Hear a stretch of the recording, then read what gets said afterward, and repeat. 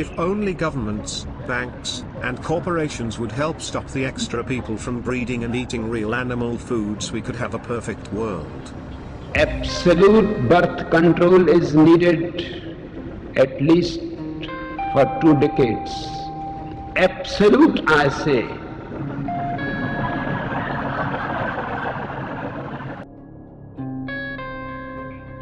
I can help you only if I destroy you.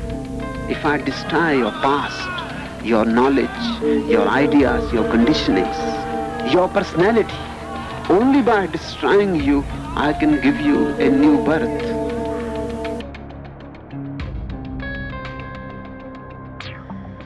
I believe morality is subjective and we evolved from cosmic sludge in a meaningless random universe. Therefore we all must come together to fix the planet by removing ourselves from it to save evolution. If only pop culture could help us stop people from existing, we could save the planet. And I took this need to the feet of the mushroom gods, and the suggestion which came back, I think, is at least food for thought. The suggestion was, you want to save the world? You want to overcome male dominance, the momentum of consumerism, so forth and so on? Every woman should bear only one natural child.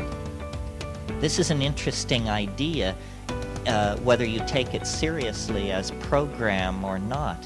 If every woman were to commit herself to bearing only one natural child, the population of the Earth would fall by 50% in 40 years without war or famine or epidemic disease. I have no doubt that the fundamental source of all our problems, particularly our environmental problems, is population growth. I can't think of a single problem that wouldn't be easier to solve if there were less people. The Green Movement has made huge strides. It is astounding the effects that they need.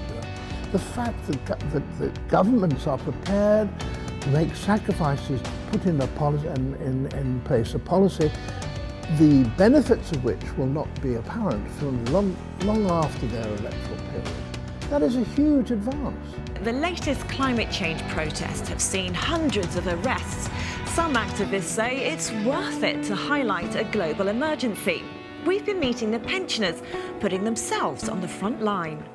It's a lovely feeling here. You don't get the impression that anybody's going to get arrested. It's more like a nice day out. I can't bear thinking of my grandchildren living in an era when civilization might start breaking down, which David Attenborough has warned us about. And let's face it, I adore the man.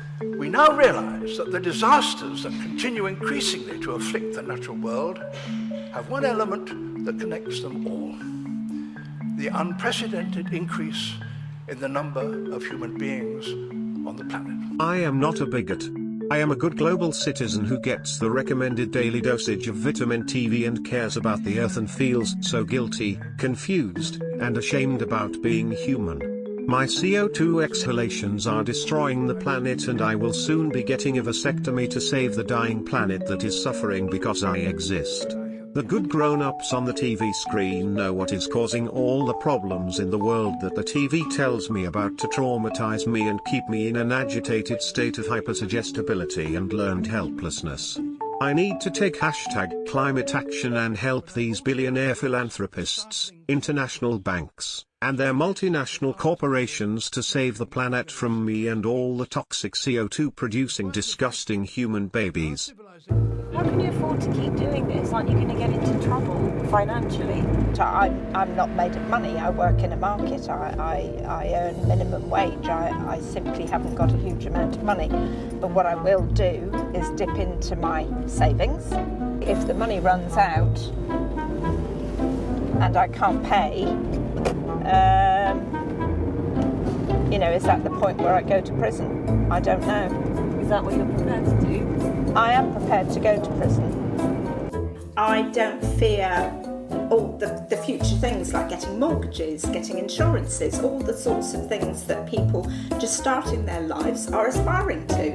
I've been there, I've done it. So I feel that my age is enabling me trying to literally do this for everybody else in that sense of taking one for the team, if you like. We are the secret weapon, and I feel as an older person, it's my duty to do it. I would, if necessary, go to prison. You would? Yeah. Hello, this is Jane Goodall, and first of all I want to say that I so badly wish that I could be with you in person, because I think that this organisation, Population Matters, is so very important. And the fact that human populations are still growing on this precious planet of ours is something that everybody should be aware of. Already in some areas we are using up these precious resources, natural resources, faster than Mother Nature can restore them. We must all unite to fight against ourselves to fix this #climate crisis caused by all the extra people. I am invigorated in my righteous hero's journey to turn everyone vegan and save the world with plant-based kibble. So please, everybody who's listening to this, please think about what you in your organisation can do to help human population decrease in such a way that we can live in harmony and to support future generations on this beautiful planet Earth. Thank you. After a long hard day of calling my extended family murderers in Facebook comments, this vegan activist is so empowered, compassionate, and starving for more #climate action. Yes, that's right, we're in McDonald's. I know I'm a vegan, but there's some stuff at the UK McDonald's that you can get that is vegan friendly, okay? The fries, they're not fried in any of the oil, so you don't have to... I went to McDonald's and consumed an unnecessary snack of nutrient-fortified sustainable plant-based kibble made from GMO soy and corn grown by some of the extra people in South America, thanks to IMF loans to puppet governments that help the superior philanthropist eugenicists on the TV spread freedom and Monsanto seeds, austerity, military dictatorships and sustainable infanticide to stop the #climate crisis. A little glass straw. Boom. So anyone who's worried about buying vegan options at McDonald's, I wouldn't worry about it. I would support the vegan options where you can. Let them know that you're vegan at McDonald's, because if they bring a McVegan burger out, like, you don't have to alter the vegetarian burger. You can just bring they bring a specific McVegan burger out. That would be amazing for animals. I am saving the planet. If we just stop people from eating real animal foods and take away all their land and animals, we can stop the climate from changing. I know what's best for all the extra people in the world, and McDonald's and the Fortune 100 and big banks are going to save the planet with a plant-based diet and #climate action now. If we don't all do this, poor little children like Greta Thunberg and Billie Eilish won't have a future. This is what's best. If we all do this and eat this way, everything bad will not happen. But if you want to go vegan at McDonald's, you can. Remember that. Another good thing is they are trying their best to create zero waste there at McDonald's, so they had all these recycling options there. I really needed that nutrient-fortified kibble to recover from that intense vegan workout with the mentally and physically healthy closet heterosexual undercover vegan activist, bodybuilder and fitness and life expert Fwang Tofano. You really want to squeeze the glutes at the top. This exercise, as well as the cable twist, are definitely the best for strict glute isolation without worrying about activating the hamstring. Purchasing plant-based fake meat made from highly processed foods made by Big Ag and Big Pharma is so empowering and helpful for the animals and the planet. I am not a bigot. I am so mentally and physically healthy as a vegan activist and ready to take my activism to the next level like that vegan couple. Hi, we're Natasha and Luca, that vegan couple from YouTube and other social media. The time has come to make animal rights history. Join us in London on October 7 for the Animal Rebellion. It's a 2-week disruption, but you can come for any time you're able to. Taking direct action for animals to disrupt business as usual and demand serious change from governments is what the animal victims and the planet desperately need. We're like, yeah, this happens to us every week, it's no problem, we'll deal with it, like everywhere else. Well, it was actually they were right, that was more intense than anywhere else. And they're but they're huge in Germany. They're such big guys. Yeah. Like, I'm always looking up at people, but they were like, huge guys. And so the physical kind of domination, if you like, was quite intense. Yes. Quite intense. Yes. Quite intense. Yeah. So basically, we did our 1 minute of silence. People had signs, people had flowers, we had some candles, we were all dressed in funeral attire, so all in black. And then it was time for Luca to start chanting. As soon as he pulled out the megaphone, the security were already there, but they came for the megaphone straight away, which is what they always do. They usually go after Luca with the megaphone and me with the camera. But it was a lot more hands-on than it's ever been anywhere else. Wow. And they wouldn't let go, Luca wouldn't let go. And then the next thing I see is they've got him by each arm and they're walking him out. And then Luca knows we're supposed to make it very difficult. We're not supposed to help them. Yeah. Escort us so go from the limp building. and don't let them drag you. Exactly. So he went limp, he dropped to the ground. And as soon as he did that, I'm like, okay, we're going there. Because this has never happened before to us. It's never escalated to that point. And usually when you go limp and drop to the ground, they just drop you. But they started dragging him across the supermarket floor. And that's when my heart really started racing. I got very nervous because it was the first time that it had escalated to this point. And as I said, we had 110 people with us, half of them first-time disruptors. But my first instinct was actually, should I just drop on top of him so that... Double weight. Hold on to his ankles, everyone. I mean, it's not that I weigh much, but it was more like, would they do anything if I'm laying on top of him as a woman? Maybe they'd just pick me up and throw me out aside. I don't know, but I sort of thought, well, I just flop on him. Anyway, I didn't do that. Yeah. And then when Luca got up, the look on his face was like, whew, okay. And then he started chanting again, and I'm like, oh, that's my baby, woo! So what's the motivation? That's the problem. And that's where we have to start thinking about the victims. It's not us. It's not about making life more easy for vegans by having more vegan options. It's about the animal victims. And until we focus on them, we have absolutely no chance or hope of stopping this Holocaust. Yes. The animal Holocaust. Yes. I am so woke and inspired. Wow. I am literally shaking and holding back tears of rapturously empowered righteous agony for the chickens, cows, and crickets being holocausted by the evil non-vegans. I am so empowered and cannot wait to go limp for the animals so a world government can force everyone to go vegan and give up their animals, land, and fertility so we can all have animal rights and stop the totally real climate crisis. I truly believe eggs and milk and meat are murder, and an appropriate and courageous response to this real animal holocaust is going limp in a supermarket. Oh, that's my baby. Woo! The physical kind of domination, if you like, was quite intense. Yeah.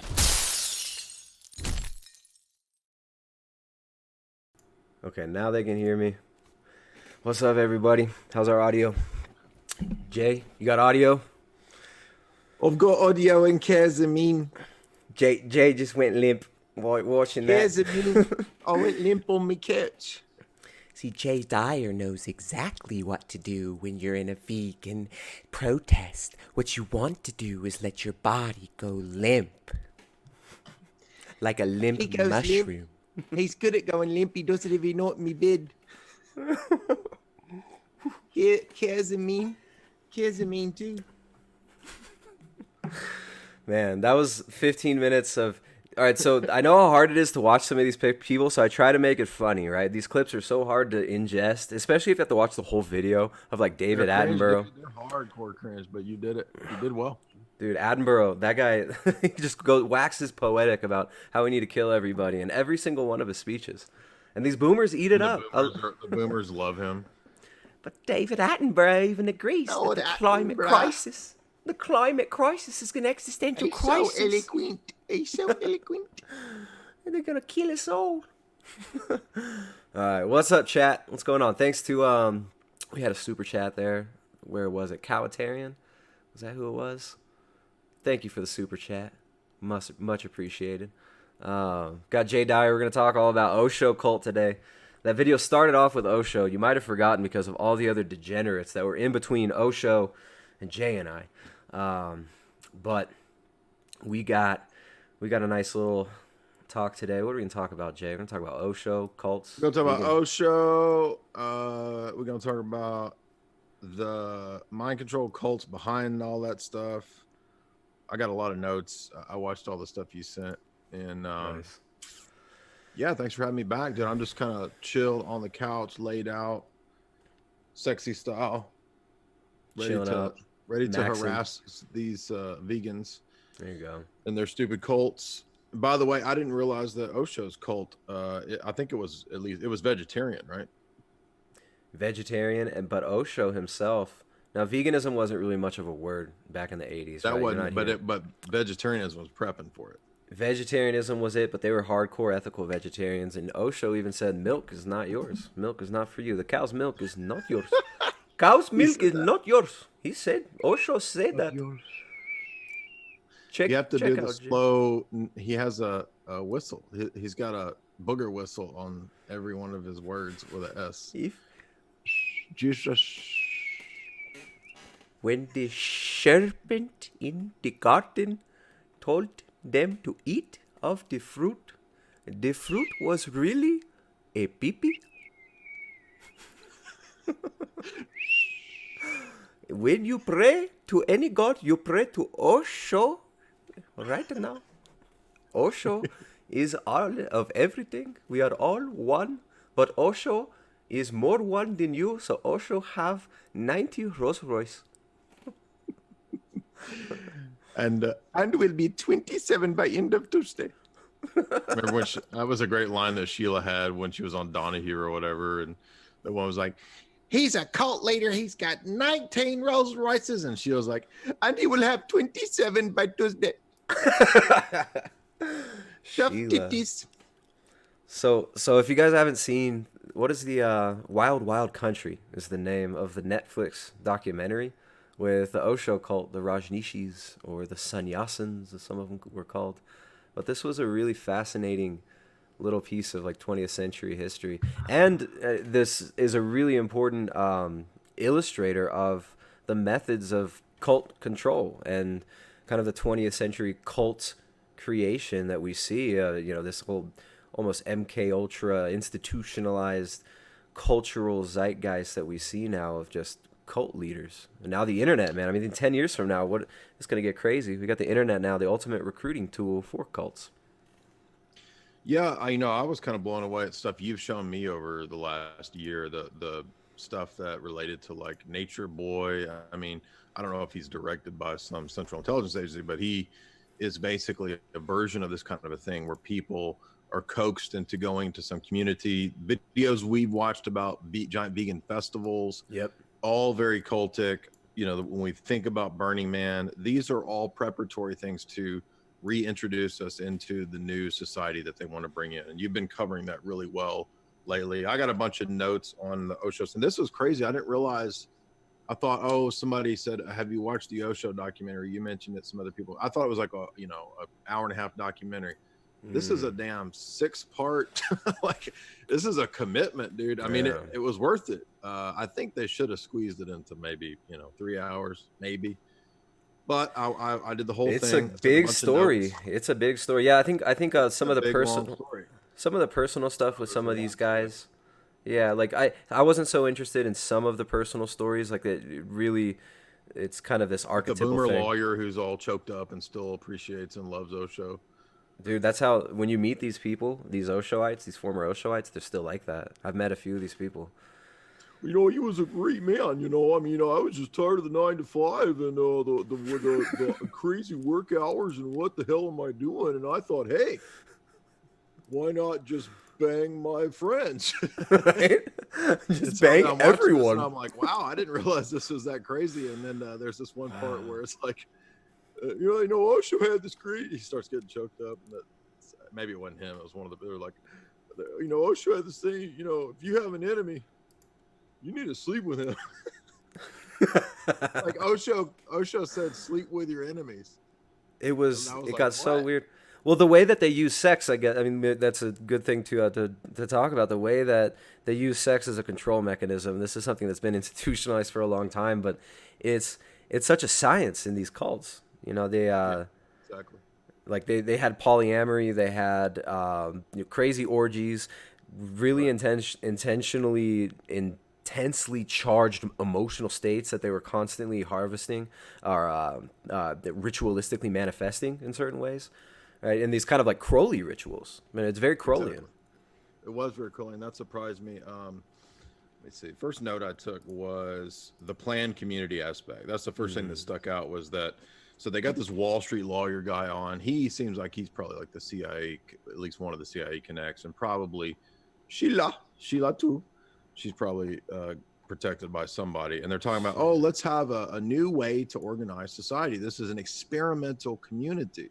And all these cults in this time period, they're all experimental communities. They're all coming out at this time to test and to see what people will accept, what things people can do, how much can they tolerate, how can we manipulate all these things. I think it's a giant experiment. It's a giant test tube. So that's the first thing that stood out to me, that this was a planned community. And guess what?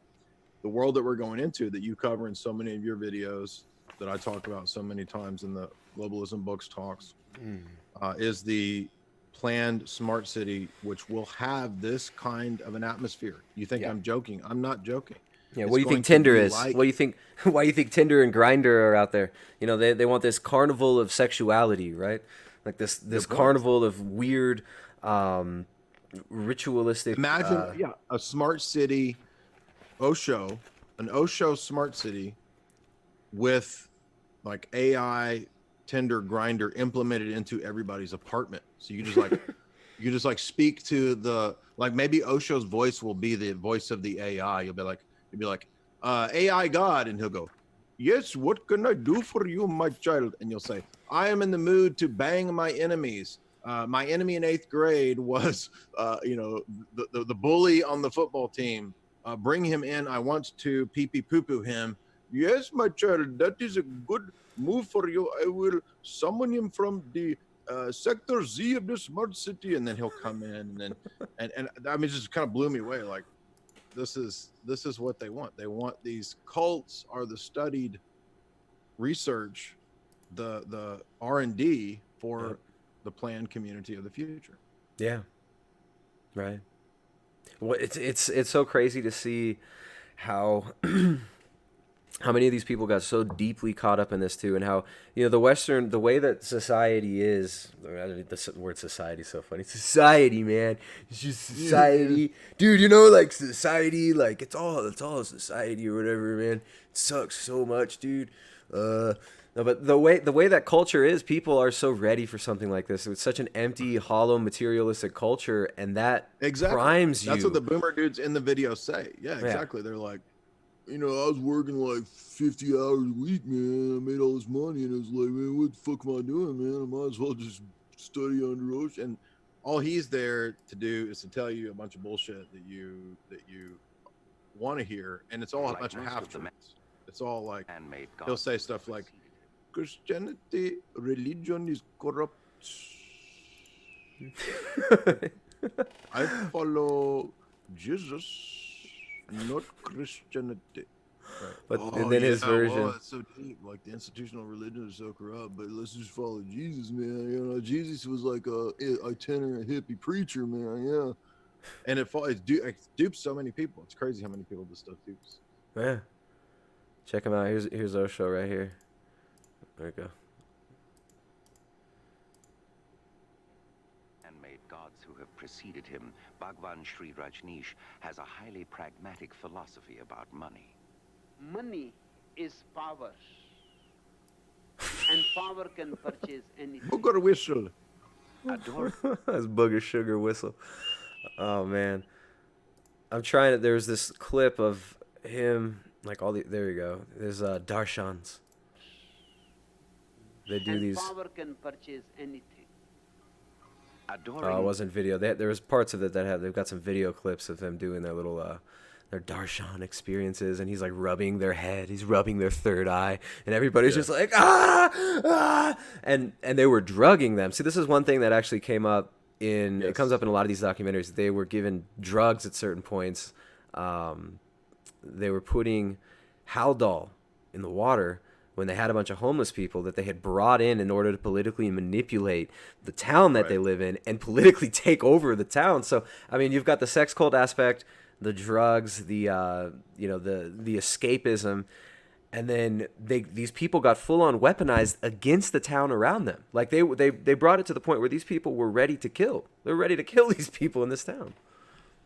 Yeah, so I was going to get to that. So let's see. My next note I had was that remember, India was a colony of England.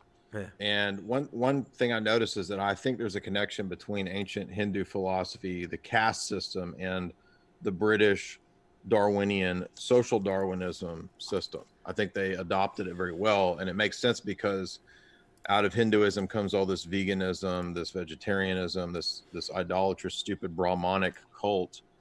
And that's what he represents. I wouldn't be surprised if this wasn't probably some kind of joint British-U.S. intelligence study.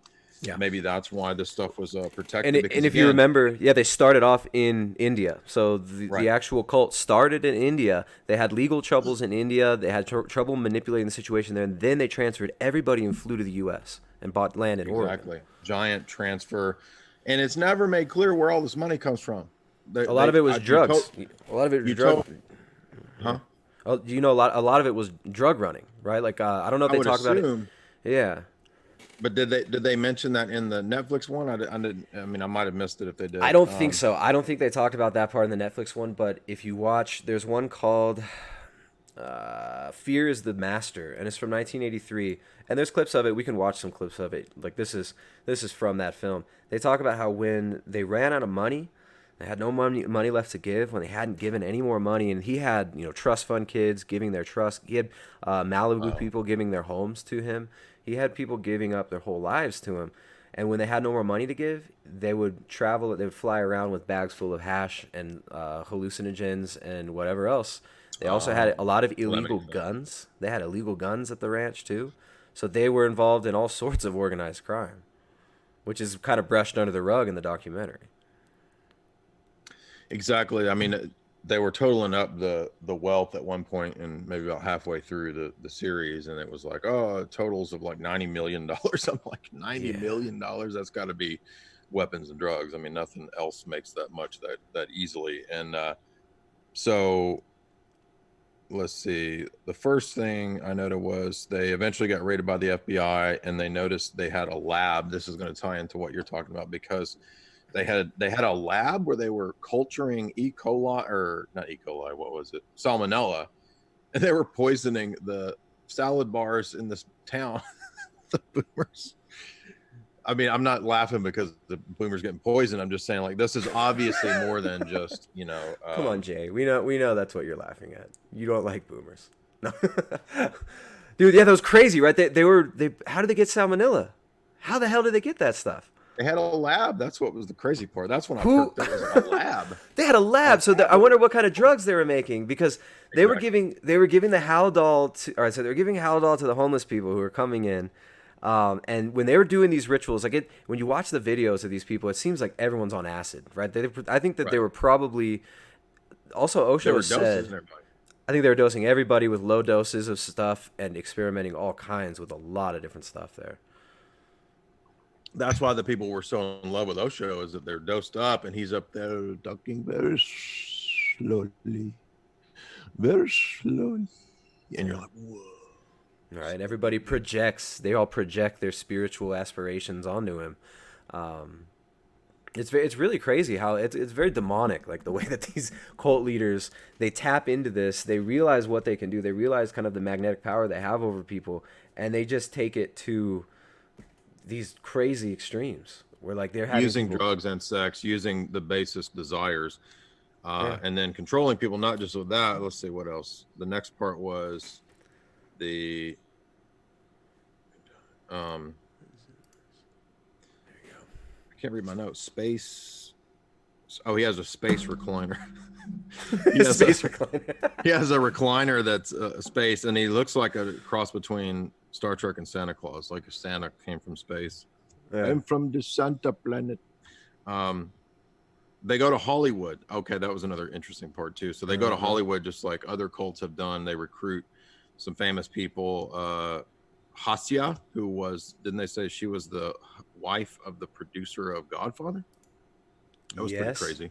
Yes, there were also, but there were some like State Department type people too, like an ambassador to the U.S. ambassador to the UN. The daughter of the U.S. ambassador to the UN was there, and this woman who survived, a woman who survived Jonestown was also there. Wow. Who was also kind of connected. That's in the Rajneesh cult exposed videos that we got clips pulled up here. Okay. Yeah, and that suggests so Hollywood, CIA, Intel, black market, mafia, and then they have a bit of a falling out with his right hand woman Sheila. Sheila is a character, isn't she? And so when they have their falling out, Bhagwan says that it's the end times. And this was about the time where they start training. Well, right before Sheila leaves, they start training. They start all of a sudden they've got all these guns, a giant cache of guns, and they're teaching all these idiots out there. Yeah. Where did they get all the guns? Where are they getting all the guns? Training with all these guys out there training, doing shooting. And these were unregistered guns too. These weren't like, these were arms trafficking guns. These aren't guns that they were, just buying legally. A lot of them. They had full on. One of my favorite scenes is so they're asking Sheila on national TV. It's starting to get national TV coverage in the early 80s, and they're like, "Why are you training people with guns? And what do you say to people who say that you need to be arrested and your cult needs to be shut down?" She goes, "Tough titties." Tough titties. I say tough titties. That was the best line of the whole thing. Tough titties. She's great. And Sheila's really entertaining woman, right? Like she's very she's definitely a psychopath. She's like a Charlie Manson type. She's guilty of like all these heinous crimes, and they ask her, "Do you feel any remorse?" "Why should I feel remorse? What have I done? All I have done is what anyone would do in my situation. It is all natural." Right. So yes, never done anything wrong. I like how she had all these murder attempts against all these people and all these really crazy crimes, biological warfare. What have I done? Anyone would have done this in my situation. But she just gets by unscathed. Like she never gets charged with anything. Oh, she's never in trouble. Exactly. No legal repercussions for this woman at all. She was fully protected. Yes, and then at some point it appears, if we're to believe what what they were saying, they wanted to get rid of Bhagwan. Right? He was getting in the way. Kill, huh? Yeah, he was getting in the way. So they were going to kill Osho. It ends up not working because he is doped up all the time, and so he's like, there's videos like where he's like toppling over. He's so messed up. Yeah, there's videos of him that weren't in the series where he's talking about drugs. He's like, I think the government should manufacture more powerful drugs that will make us more happy, bring us more joy. And then he says the government should make LSD. He says LSD should be made more abundant and it should be available everywhere, readily available everywhere. Specifically LSD. Santa space clothes. Let's see what's my next. Oh, and then it becomes an end times cult. So he throws in the new element. All the cults got to have the end times stuff. And they start training. They have bunkers. They're going to prepare for the end of the world. They won their initial court case. That was pretty crazy. I didn't think they would, but they won the initial court case. But the government keeps coming after them, supposedly, or at least the FBI. Might have been a CIA cult, and then on the down low. But the FBI thinks they're going to bust this crazy cult. They don't realize that it's a higher level entity that's running this thing. Probably is my guess. Like you said, it becomes the largest immigration fraud case because they were running some scam where they were having people get married in other states and come back with their spouses, so that it was some kind of big immigration fraud. Then, as you pointed out, they ship in all these homeless people. So the cult takes over this whole tiny little Oregon boomer-run town, and all the boomers are like, "Well, we thought they was a little strange, and then they start doing weapons and doing hanky-panky out in the middle of the street, and I just didn't know what to think of it. It's just really weird."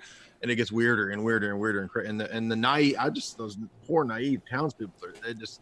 Dude, there was no like clue. 50 people in that whole town before 2,000 or 3,000 of these people moved in. Imagine if that's your town. You move there because you want a place where there's nobody, where you know the sheriff, where everything's cool, you do what you want, everybody protects each other's, shit, all the neighbors are your buddies.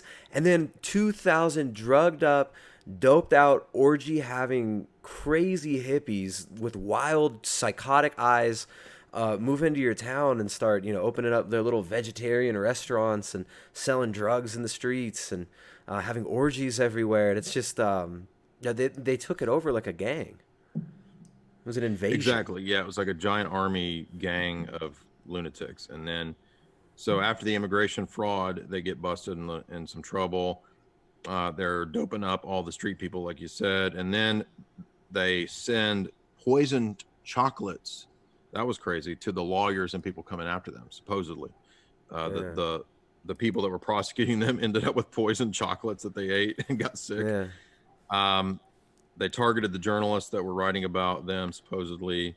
They targeted like politicians locally, people who were running against them in different ways. Then it turns out, as you said, it was a gigantic wiretapping, and that they recorded all the orgies and all the sex.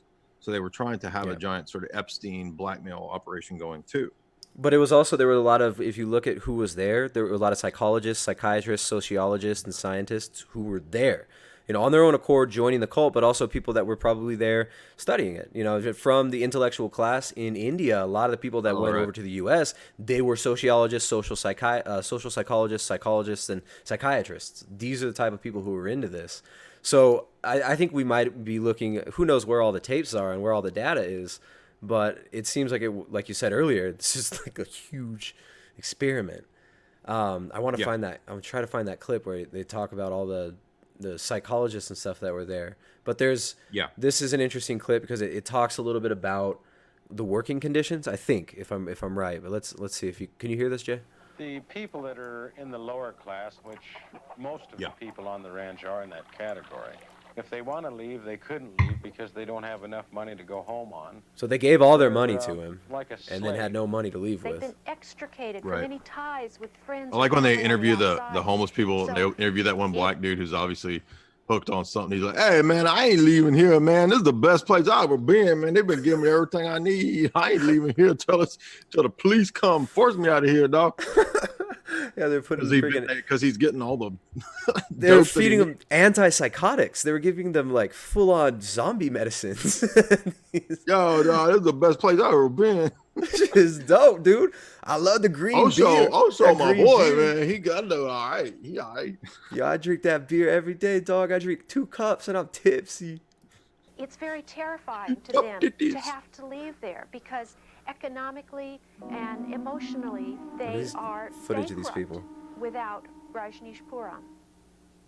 If you were in the hierarchy on the ranch, you got this the dress part, and brand new clothes. You got the best of everything. There's this Hindu caste if you were too. a laborer, in my opinion, you got treated like a dog. It was my first experience of being like in a communist state. Look at this. She's got like sandals on trying to dig with the arduous hours from 12 to 18 hours a day. This communist state with have very crowded the working conditions and living Bhagwan conditions. having No 16, 19, 27 any Rolls policy. Royces. Most of the people on the ranch, the working class, were forever breaking down. They were mentally fatigued. They just couldn't keep up with the constant pressure. And they were all vegetarian too, so they're malnourished at the same time, right? They're feeding these people. And they're like street people and boomers who left their 9 to 5 and now they're in this just shithole. Sheila has a different picture of life and work at the ranch. That is Sheila. Work has been made into worship. Here at the ranch, we work sometimes 20 hours a day. And still, at the end of the day, we are laughing, having a good time. If the worshipful sannyasin is not having a good time, he had better keep it to himself. They had very intricate spots. Yeah, this is the documentary I saw a long time ago. This is it. We referred to them as snitches. They'd relate back to Sheila if you said any little thing wrong because they didn't like negativity getting started. They didn't like rumors. Therefore, the more you told on people, it seemed like the higher up in the scale you went. Dude. Right, this is just like the Stanford and prison experiment in certain ways. Look at these. Check these chicks out. Those are some. Let's see. I like those sideburns. That dude's got some badass sideburns. That chick looks like Andre the Giant's midget sister. On the left. So in the middle, that's actually Jimmy Savile's twin sister in the middle. She looks like him. By the way, remember that it was the largest immigration fraud case and the largest wiretapping in U.S. history. That was crazy. The massive immigration fraud, right? That was pretty important. They did these sham marriages to get people. Yeah, they were sending people into other states to get married and then come back. And then let's see what else. Oh, the craziest part. This was the craziest part of all of it. Crazier than the orgies, crazier than the mind control. Do you remember the beavers part? They killed all the beavers that poisoned them for some reason. So they claimed that beavers, for some reason, are the easiest. Like when beavers are decomposing, that certain bacteria grow easier in ground up beavers. And the Osho cult was grinding up beavers and dumping the ground up beavers into the city's water supply to poison everything. That's right. That was the craziest part to me. But you see, and it only took them a few months with some of these people to get them to that point, right? Of just ritualistic exhaustion. Like they bring them into these big groups, and everybody would jump up and down and hyperventilate and do these crazy, like high intensity exercises and scream at each other and yell at each other and pound the ground and punch the ground, and then they go dead silent. That's the Osho ritual. Full ecstasis. That's the sadistic, like mind control that he would do on the members of the cult. No. But the townspeople that opposed him, that's who they were poisoning their old senior citizen salad bar and the water supply. Right, but to get them to that point, that was a crucial thing, right? The breakdown of their psyche, the sex orgies, all these things to just destroy them, turn their mind to mush, and then so they weaponize them. Like total mindless. They would genocide people. They would literally they had justified a genocide. They would have killed this entire town This is the kind of cult that they're trying to turn the normies in our day into, so that they will become like these Extinction Rebellion people out there laying around like morons, going limp like that dude in the video at the beginning. These are the people that are those people. It's the same stuff. That's what it is. Yeah, thank you for that's. Sometimes I forget to bring it back, and that's why I edited that video in the beginning to keep myself on track too, because we've got this whole Extinction Rebellion, climate action, the way that the youth are being weaponized now. This is what they're doing. So they don't even have to go as far. People are so much more broken down and malleable already just from the trauma from television, right? From the constant gaslighting you get on TV since 2001, what happened in that 1 month in 2001 that you can't even talk about on the internet anymore. From what happened in people in schools having to hide under their desk and doing shooter drills and stuff like that. All these ways that they traumatize people and break them down and normalize and ritualize the violence, the sexuality, and all this stuff. People are already so mushed up and ready to be radicalized. Whereas back then in the 70s and 80s with Osho, it took some more work, right? Like some of these people had families they had to leave, but now it's like the family's already been broken down and eroded to a certain extent. Which Osho. There's clips of Osho, and in this documentary that we were just watching, there's one clip where he says, the family unit is terrible. It is a tool of oppression and inequality, and he has all the same ideas that these people in which Jay has done a really good job at documenting their worldview in his globalist book series. The things that Osho believes, that he teaches, that he implements, are all right out of that, and they're all also right out of the Stanford Research Institute's Changing Images of Man document, which I've talked about a few times here. The more I watch this, the more this seems like almost probably, I can't prove it, but it definitely has all the earmarks of something MK Ultra related. Yeah. We've definitely seen that come up in the past with other cults like Jim Jones. There's some indications that it did have sort of CIA, MK Ultra related connections. And this has all the earmarks. I would be really surprised if it wasn't. it's a more advanced version of the Jim Jones cult, right? And Jim Jones, they brought him down to Guyana, whatever. Who knows what happened down there? No, we don't really know. It's speculation. We do know that people were gunned down. We do know that it wasn't just a big voluntary poisoning, that it was a little bit more complicated than that. But it's like that was one thing. They finished that, and then it seems like this is an experiment very similar where they kept pushing them right up to the limit. You know, like there were certain situations where, they talked about getting a plane, loading it with explosives, and running it into a building in the town. They were planning full-on terrorism, and but they didn't do a lot of the more crazy plots that they talked about. And then a lot of them, they almost did them, and then something went wrong, or there were a few of these murders that just barely didn't happen. Yeah, I mean, it definitely suggests some kind of connection. The mind control he did therapy techniques, which were basically sadism, where you have to get the crap beat out of you. That's your therapy. Yeah, and then you have sex at the end. You beat each other up, and then you have sex. That's you can put the pee-pee in the poo-poo of your enemy. Yeah.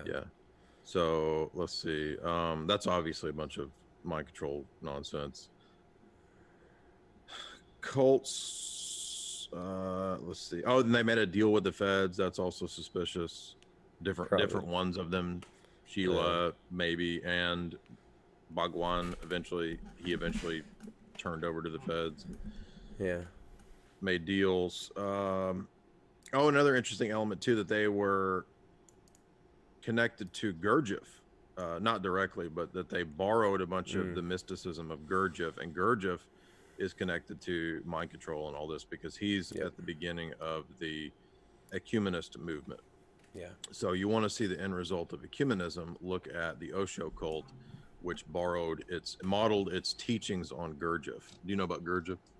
Yeah, G.I. Gurdjieff. I read his books like in college, and I was looking at all the occult stuff, and Gurdjieff was one of the ones I read.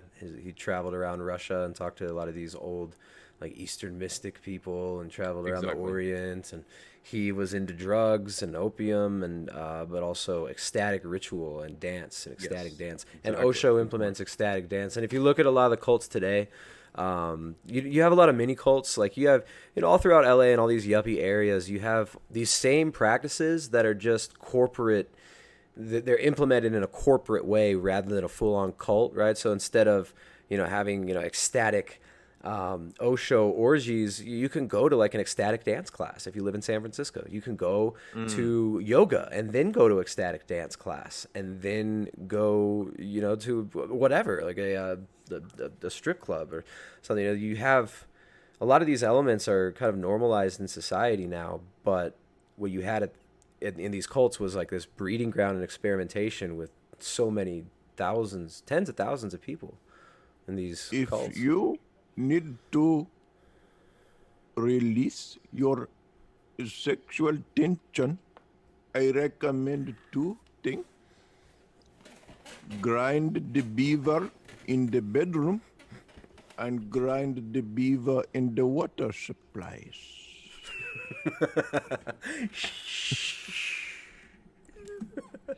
Two senses, the mystical and the literal senses of grinding beavers. Grind beavers. Beaver grinding with boomers. When the boomers grind the beavers, it makes so much friction. It make a certain smell that is unmistakable. Then put in water supplies.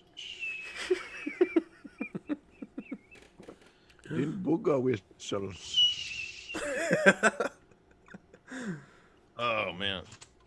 So yeah, I vote 95% chance CIA connected mind control experiment cult. Another point too, have you ever noticed that none of the cults, I think Jamie and I mentioned this in our cult talk, and I mentioned it in one of my old cult videos. Have you ever noticed no cult, maybe one in ancient history, but no modern cult at all promotes and teaches you logic and recognizing basic fallacies? Isn't that interesting? No, not even you to have basic reasoning skills. Yeah, not even the cult of the modern civic national cult in the U.S. Like, you don't learn this in. Good point. You don't even learn it in the schools.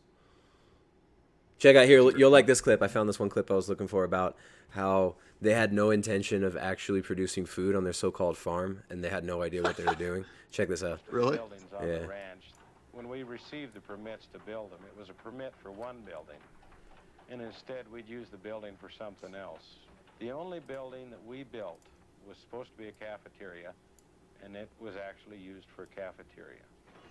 We never grew enough to feed the people down there.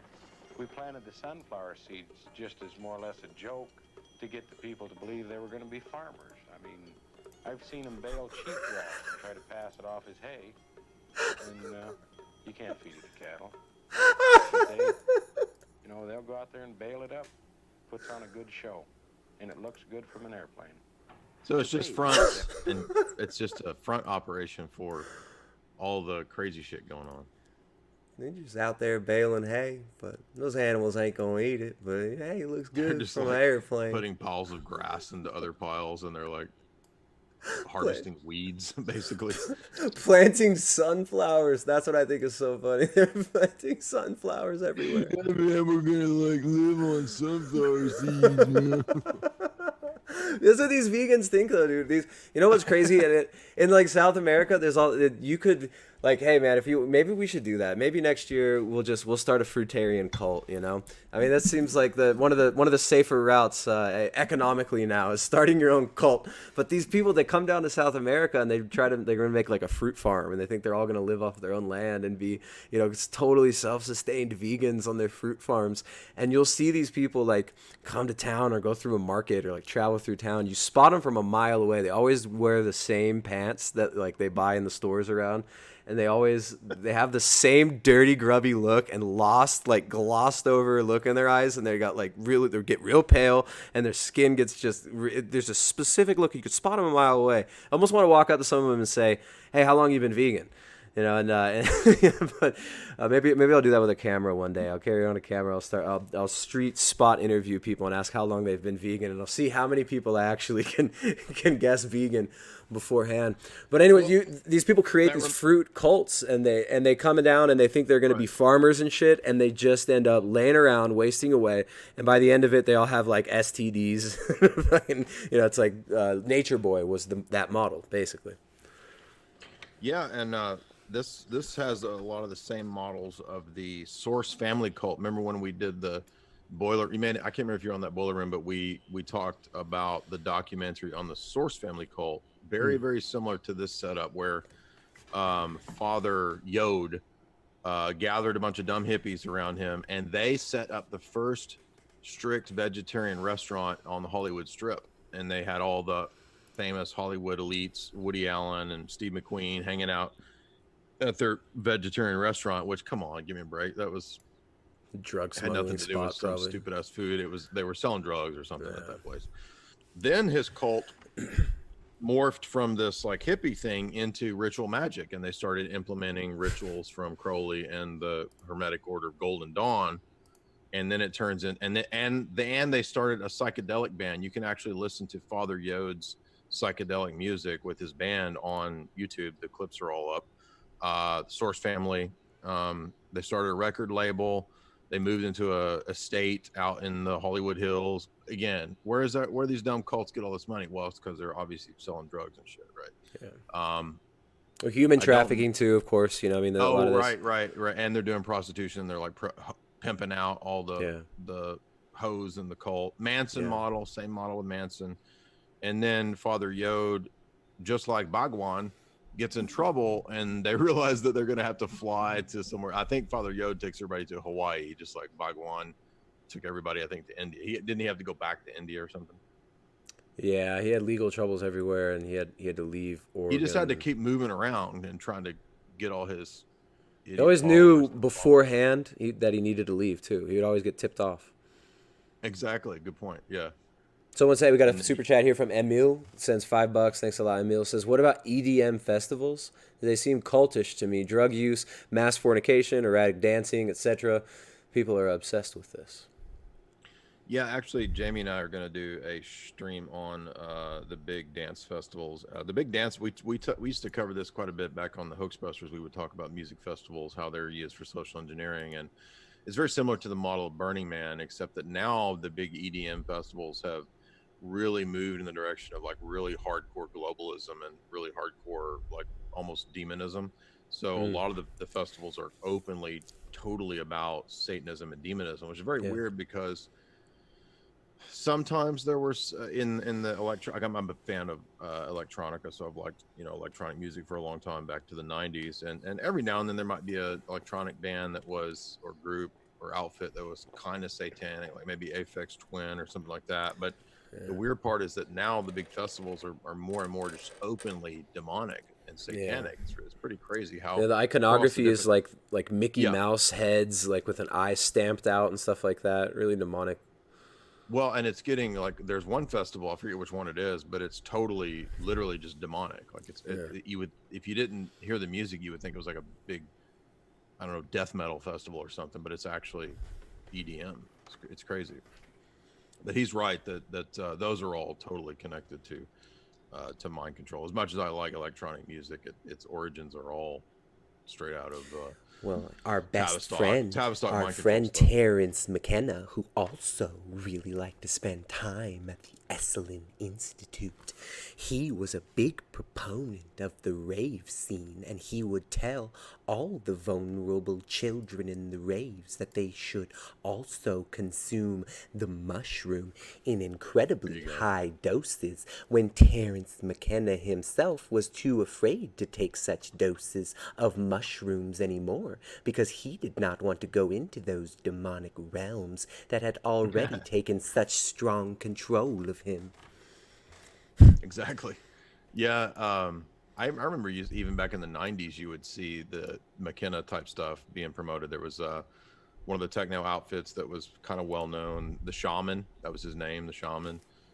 He was a big rave, popular in the rave scene. His music was, and by the way, a lot of that stuff, I mean, I know about Detroit and all that stuff with techno, but a lot of the electronica just comes straight out of England. So I would guess that it's straight from Tavistock.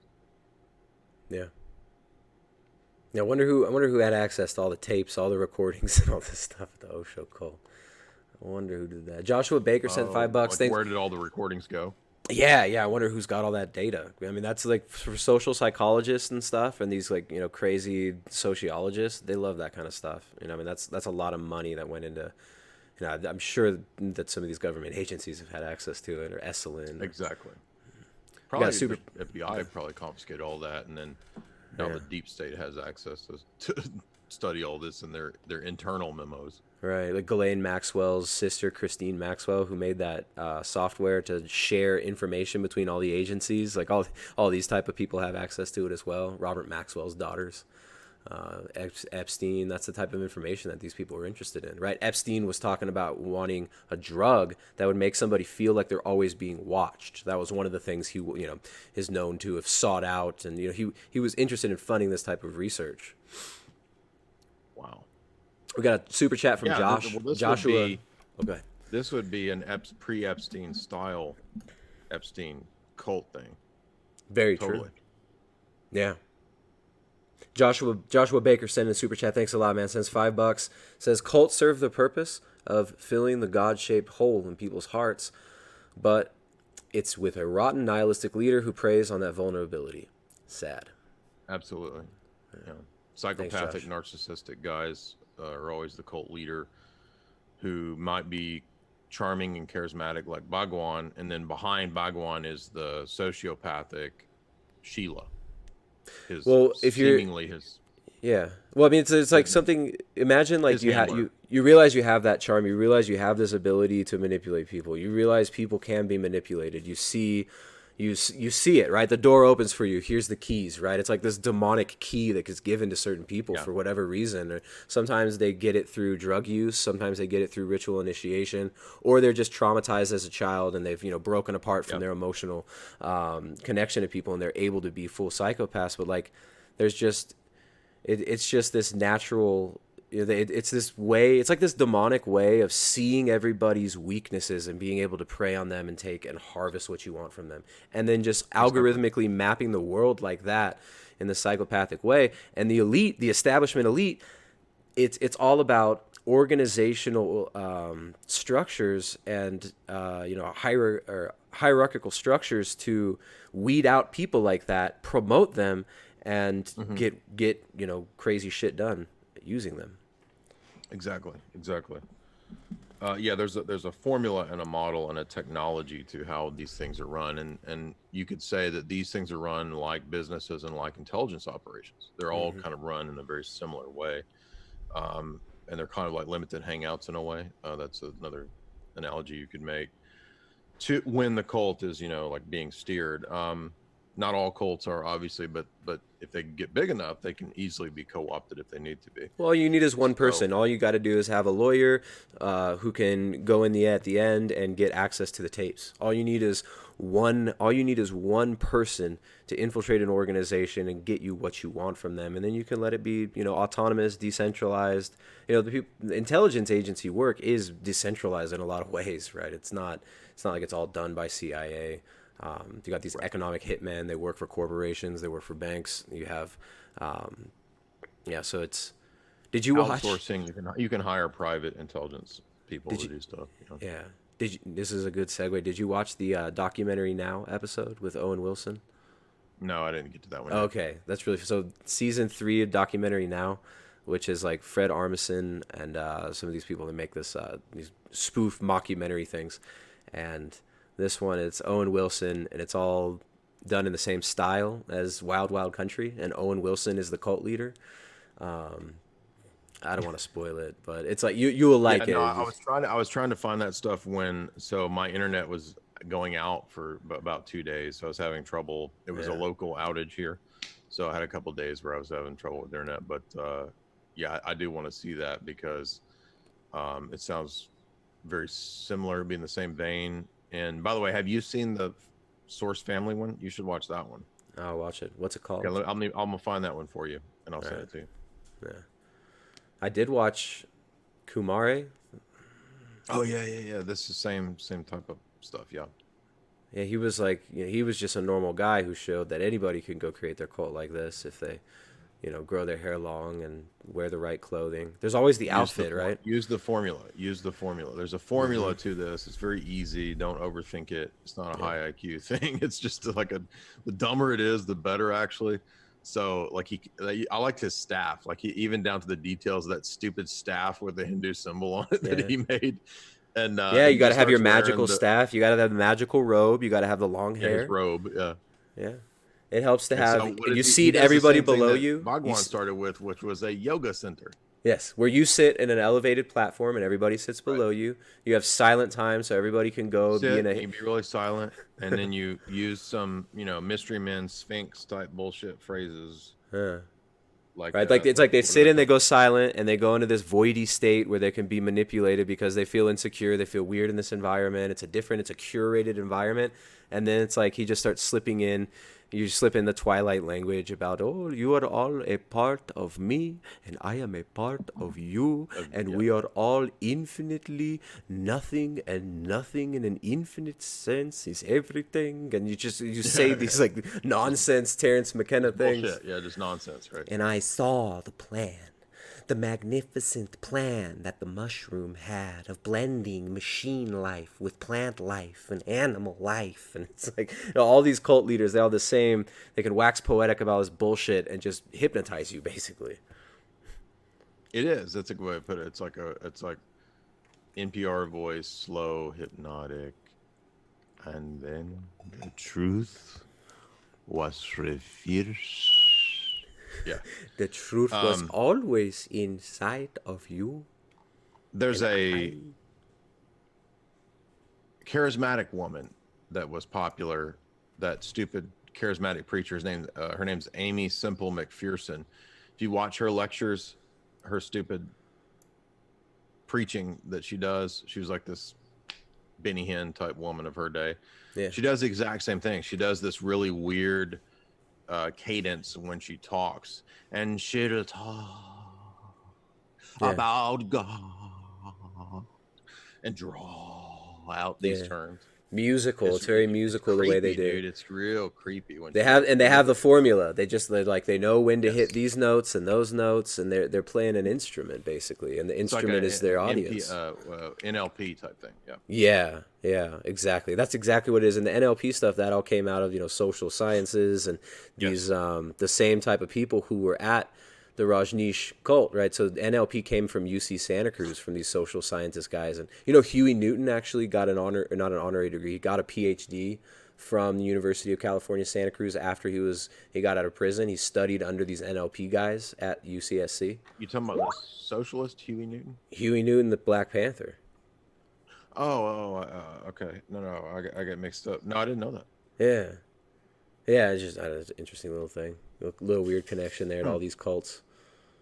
And so he went to prison, he came out, and things were a lot different with him when he got out of prison. And then he got his PhD and started getting involved in a lot of these political, kind of milquetoast type organizations. And, he was de-radicalized, but it was he got kind of whitewashed in certain ways. It was weird.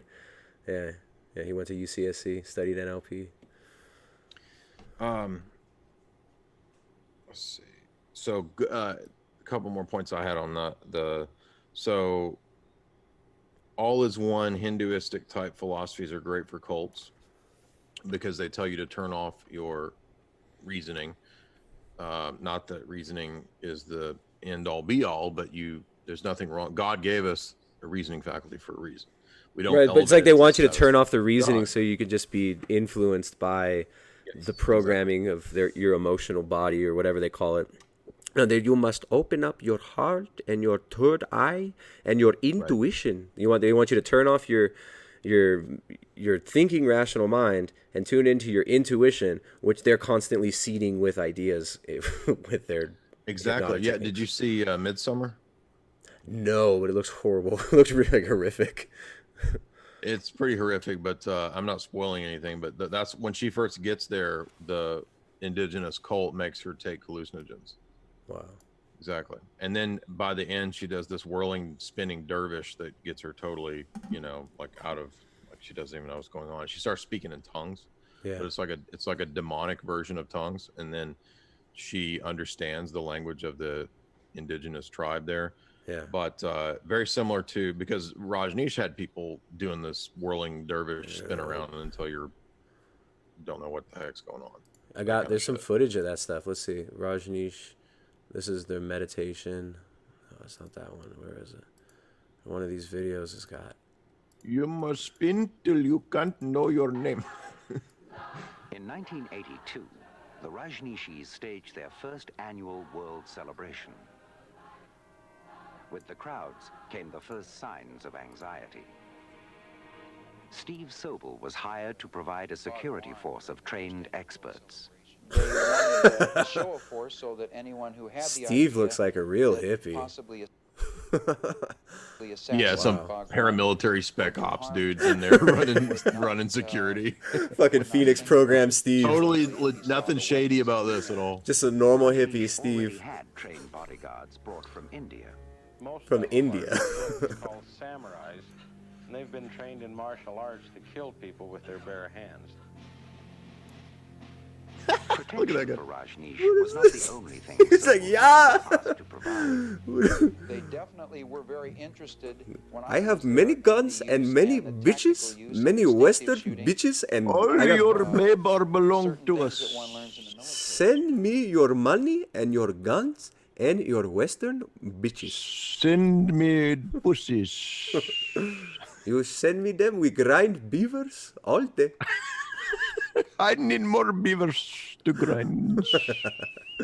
We got some super chats. We got Ben. Thanks a lot for the $5, man. Thanks you guys for the super chats. You guys, this very likely to get demonetized like most of these videos, and you guys super chats always keep these alive. You keep these flowing.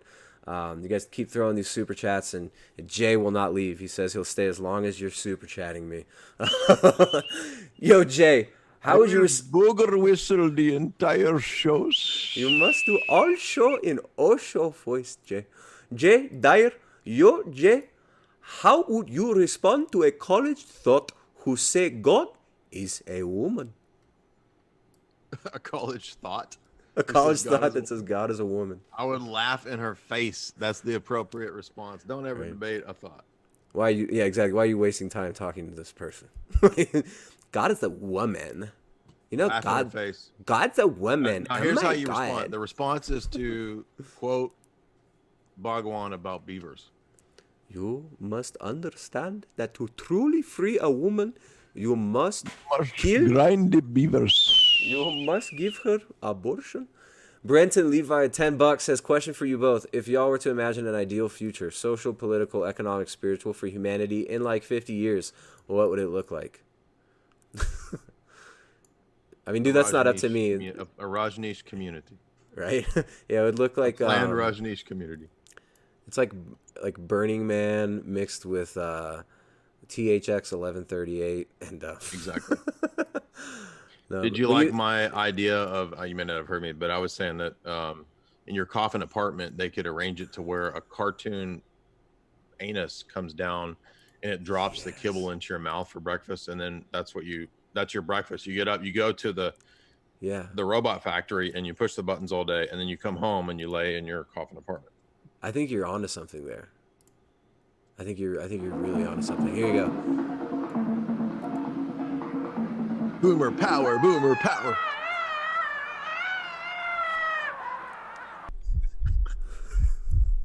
Wait, I hope there was no naked people. I hope I might get this video taken down if there's naked people or something. I hope they don't. Emotionally wounded. Be careful. Are becoming victims of the gurus. Of the gurus. Rajneesh is one of India's most controversial gurus. There's something about the eyes too, like they always have this same, they get this dead stare that they can do, right? Like they can just stare somebody down for a long time in this weird dominance, like animalistic moment. And it looks to me like he wears mascara too. It looks like he's got mascara on the Osho has been taking makeup advice from life coach Frank Tufano. Richard Kerr sends $7 Australian. See, they're not, look, Jay, they're not all degenerates in Australia. I got $14 left in the bank. After Aus conversion to USD, you'll get it all. Thanks for the laugh today. Well, Richard Kerr. Casamine too. Richard, if you cannot give more, you may not return to our cult. You must give super chat, big fat super chat, if you want to stay in our cult, or you must send Rolls Royces and bitches. Rodners need Bentley. Must have Bentley by weekend. Papa need a lot of Xanax. Give me many Xanny bars, and I also like to have very expensive champagne with my Xanax in Osho cult. So, pantheism, monism, Hinduism, shamanism, archaic revival, and primitivism. Those are CIA-funded things. Have you seen that clip where Tim Leary, I put it in that dumb video I made yesterday or 2 days ago, where Tim Leary says that the whole counterculture is the CIA. And all the ideas, all my ideas that I had were seeded to me by the CIA, by the Central Intelligence Agency. Timothy Leary, I got to listen to his voice again. He's got a funny cadence to his talk. He's like coked out all the time. He's always just in this. But he just says it's all straight from the CIA. You can thank the CIA. The city-state model of Disney and the planned community of Epcot. Imagine that combined with Rajneesh, and that's the future that they want. Well, I got another super chat from Corey. He says $5. He says university mass sporting events, rituals, constant rolling, degenerate rap and propaganda commercial interlaced with hyped visuals of sport. Yes, and recruitment. Join the military. That's what I was gonna say. Like you get Beyonce dancing at the halftime show with a fake AR and the military fatigues, telling you join the army. Katy Perry out there saying join the military. Yeah. Yeah, I guess Beyonce is probably yesterday. I don't know if she's still a thing. She's telling people to go vegan. Beyonce. Yeah, exactly. All right, Corey. Sorry, I skipped your super chat. I found it, dude. All right. That's all for the super chats for now. You guys can feel free to start another cascade of super chats if you want. Beautiful Bucci vegan bag I got with a pretty face on it. You can get one of these. Those are good to have. Well, if you really want to if you Put really your want baking soda snacks in there. Absolutely. I mean, if you want to carry your hallucinogenic drugs to the EDM festival, you can bring it in that bag. Put the drugs in that bag. It's a vegan bag. It's made from kumquats that were not harvested, that fell from the tree on their own.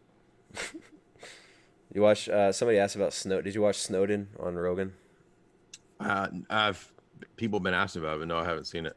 I meant to watch the Dawkins on Rogan too, so I need to catch up on those. I should just comment on all these goofy Joe Rogan interviews. I'd grow my channel to 100,000 in no time. Oh, that would be a good idea, man. You make take some clips, and we could even do streams. Like, we could do another stream if you want, where we can take clips from Dawkins, and then we can look at it, and then I can try to pull some good critiques out of you. I can pick your brain there. Maybe next week. It's a great idea. Let's do that. All right. Rajneesh would come out twice a day in Have you got some more clips? Yeah, I got more clips here. And literally be worshipped by his thousands of Western devotees.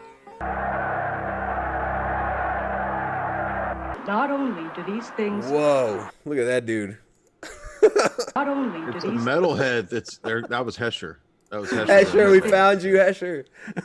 Hesher, why are you banging your head at Rajneesh? He doesn't rock.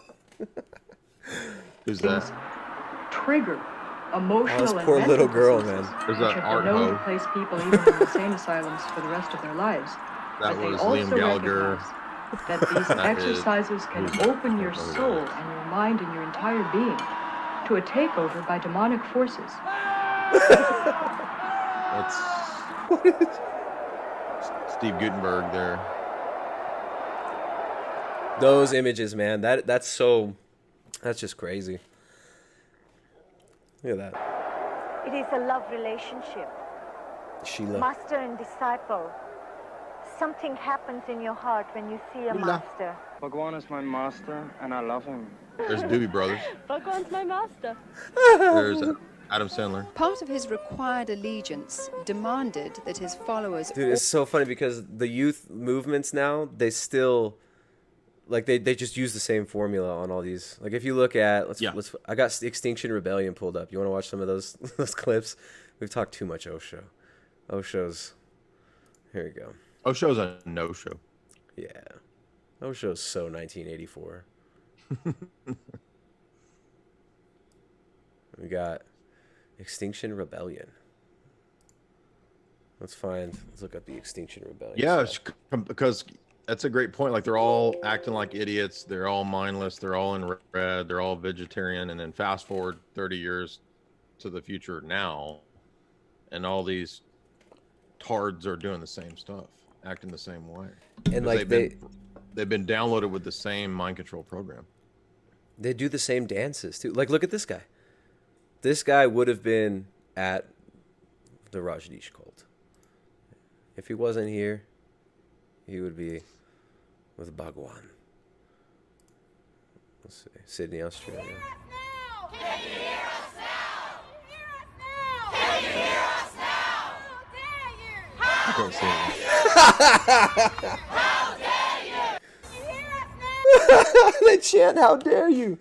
What? I Wow. can't see what they're doing. What are they, let me. You couldn't see? Oh shit! Here. Can you hear us now? Can you hear us now? How dare you? How dare you? Can you hear us now? Maybe it's kind of small on your screen. It might be blurred. No, it's not doing anything. It's just showing. It's like a frozen Twitter page is all I see. Oh, that's because Jay Dyer, I thank you so much for bringing it to my attention. There we go. All right, now let's do it. All right.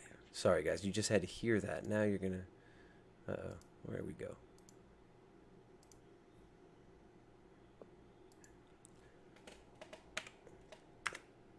Extinction Rebellion. So here's the guy that I was talking about that nobody could see. That's the Wook. Do you know those are called Wooks? He looks like a character. He looks like They're called Wooks. He's like a gay predator. They're called Wooks because they look like Wookiees. They're festival got people that look like Wookiees because of all the hair. Yeah, I got you. This is something I learned. I like it. Yeah, is that what the kids are calling them these days? Yeah, they're called wooks. They're calling them wooks. What the Zoomers are calling them. Can you hear us now? Can you hear us now? Can you hear us now? How dare you? How dare you? Can you hear us now?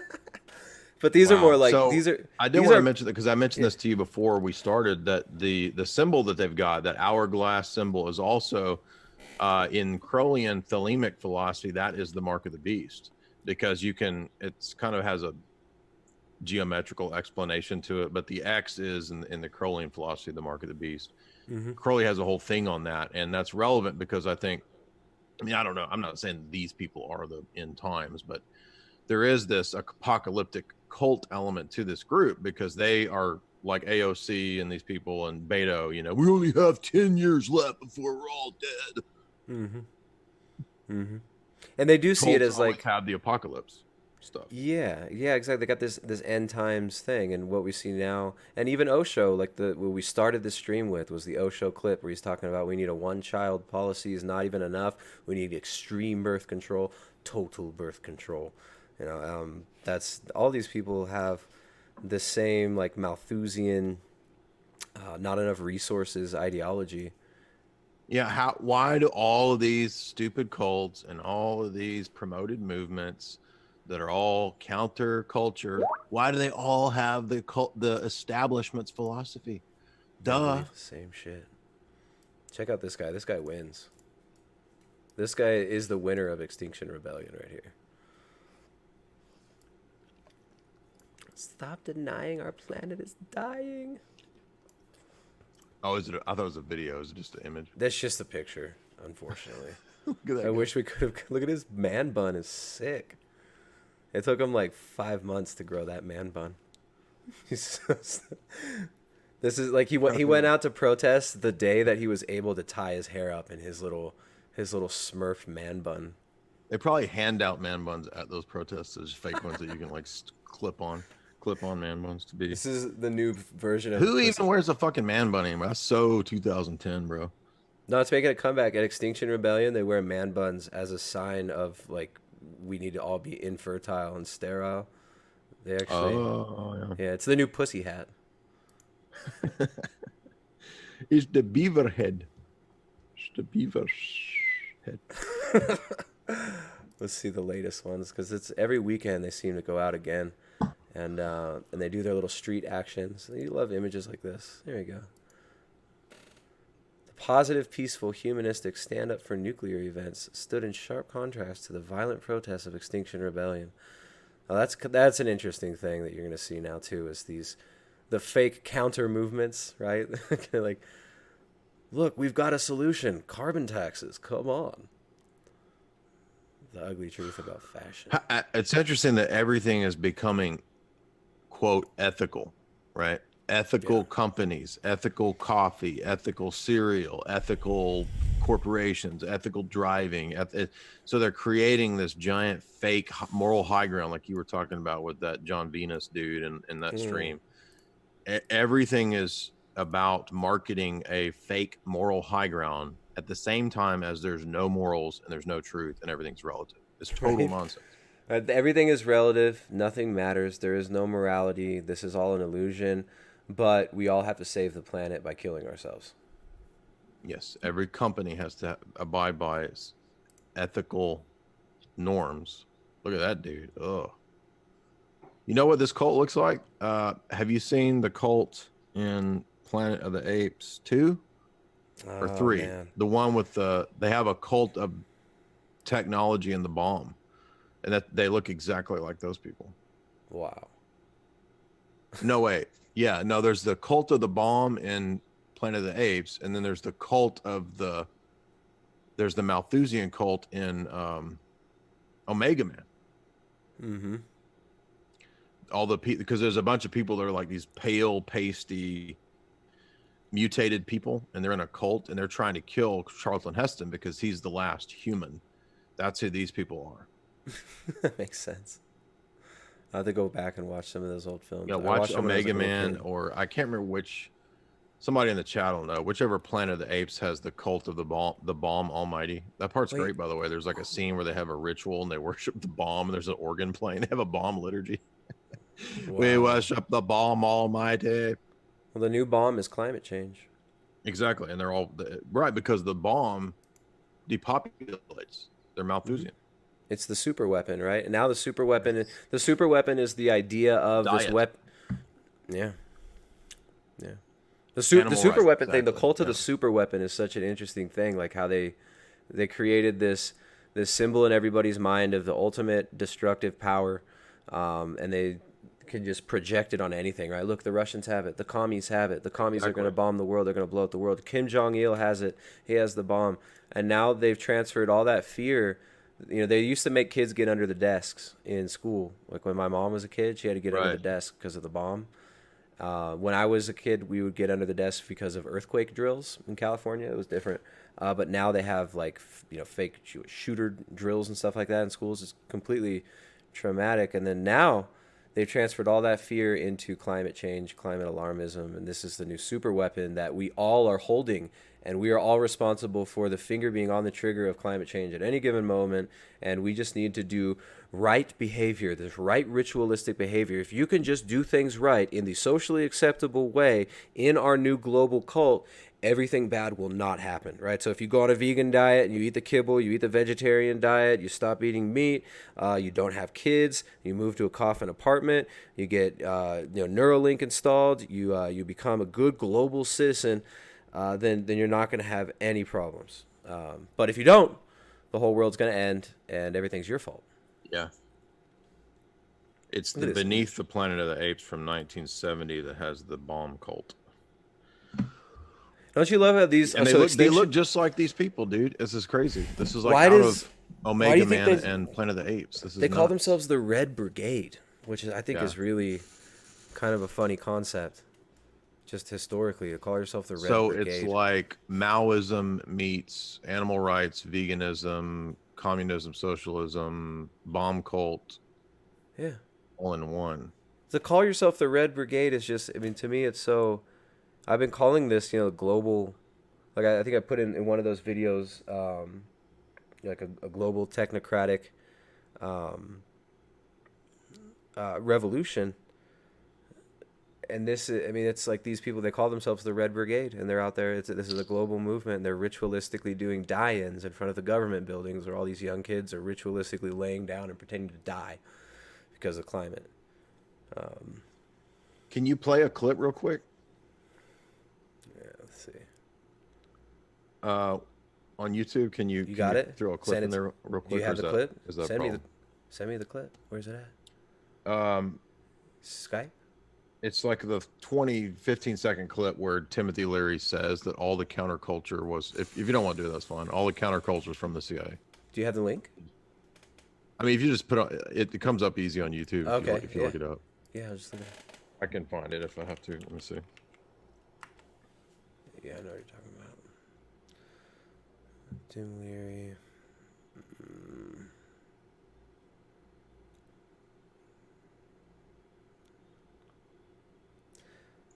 See if you can find the actual clip, because there's a whole bunch of videos popping up.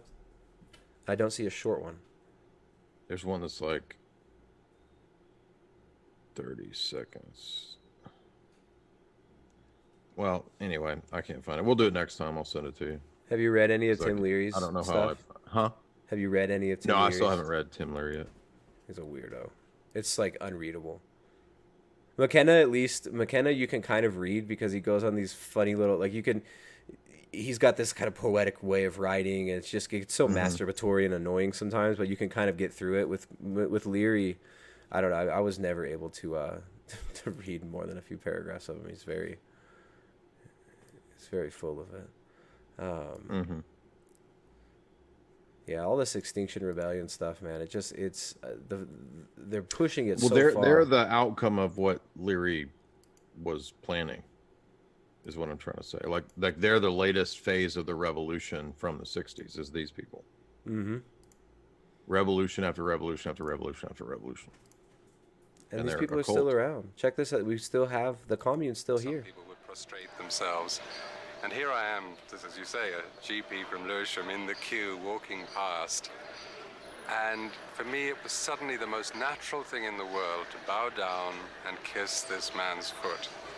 Everyone else you meet in the world, you shake their hand, they smile at you. There's some social contract in process, especially if they're famous people. They enjoy being made to feel more famous because you're providing ever more fuel for their ego. Nothing.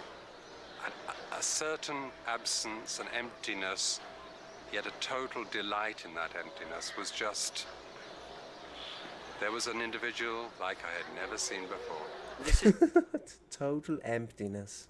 Amazing, beautiful emptiness. There we go. I found it. It's a real short clip. I put it on there in Skype.